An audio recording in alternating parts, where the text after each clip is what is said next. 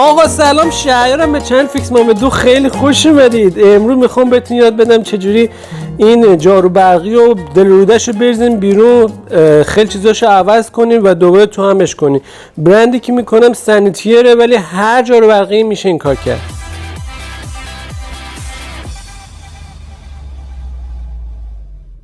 خب اول از همه باید تمیزش بکنیم. قبل اینکه هر کاری بکنین همیشه تمیز کنید تا یه خود سرتون خلوت بشه، بفهمید چی به چیه. من که اینجوری هم اگه تمیز نباشه نمیتونم کار بکنم.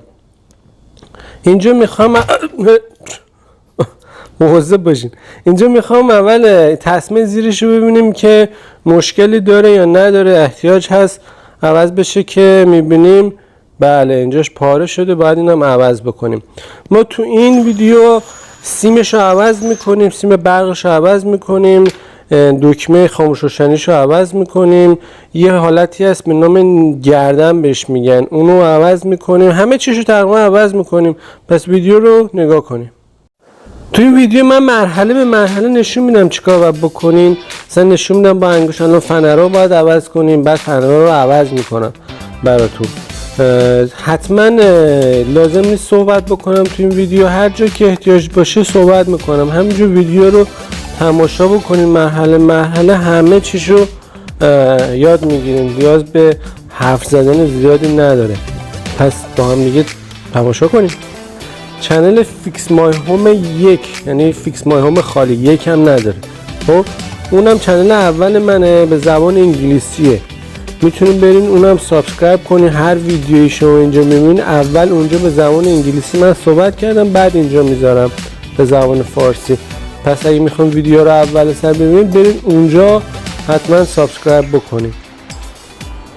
لینکش هم تو قسمت دیسکریپشن توضیحات میذارم، اونجا برین میتونین کلیک کنین پیدا بکنین.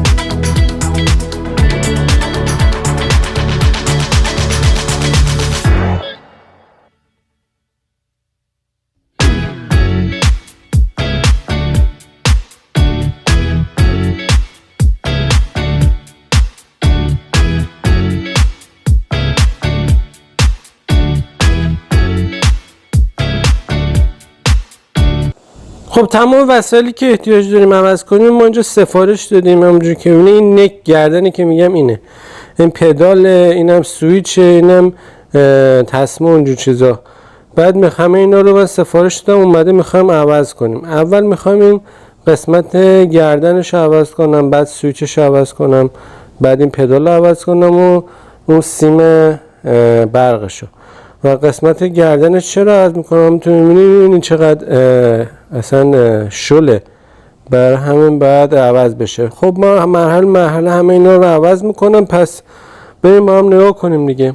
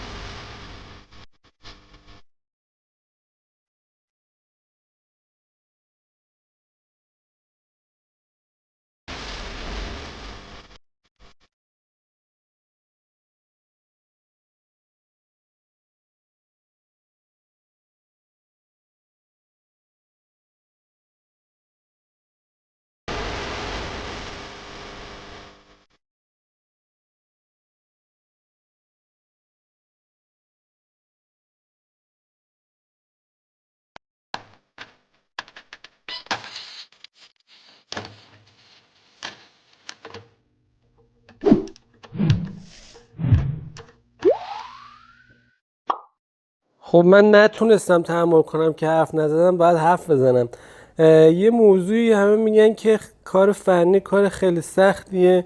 واقعا کار سختی نیست، شما فقط باید انجام بدید. همونطور که الان میبینید من خودم شاید اولین بارمه این، حالا دروغ نگم دومین بارمه، ولی فقط باید انجام بدید. فقط باید شروع بکنید که کارا خودتون انجام بدید. همه چیز ساده است. یه موتور با پارت های مختلفی که میاد، فقط باید اینا رو جابجا بکنید.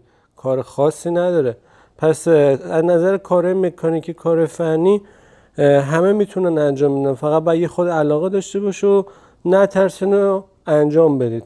خودتون به مرور زمان میفهمید که الان مثلا این 4 تا پیچ داره، بعد پیچ رو وا کنین تا به اون اینو عوض بشه. همه اینا رو ذره ذره وقتی واردش میشین خودتون میتونین انجام بشین. برای کار خونه من تقریبا همه کار خونه رو تو این چنل یاد میدم. شما میتونید یاد بگیرید خیلی کارا رو دیگه خودتون انجام بدین و احتیاج ندارین به کسی هزینه بدین که بیای خیلی از کارا رو بکنه و هم فانه، هم که خیلی پول سیو میکنه. کارهای خونه خودتون میکنه، خونه خودتون رو ریمادل و بازسازی میکنید. حتما چنل رو لایک کنید، سابسکرایب کنید، زنگوله رو بزنید تا ویدیوی آینده ما دست ندید.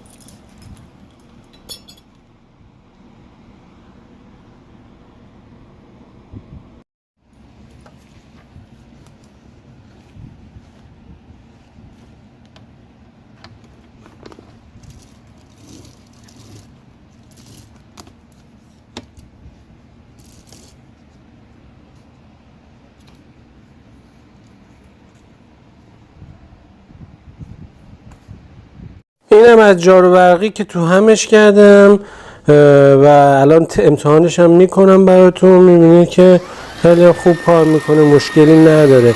ممنون برای اینکه ویدیو تماشا کردین تا اینجا.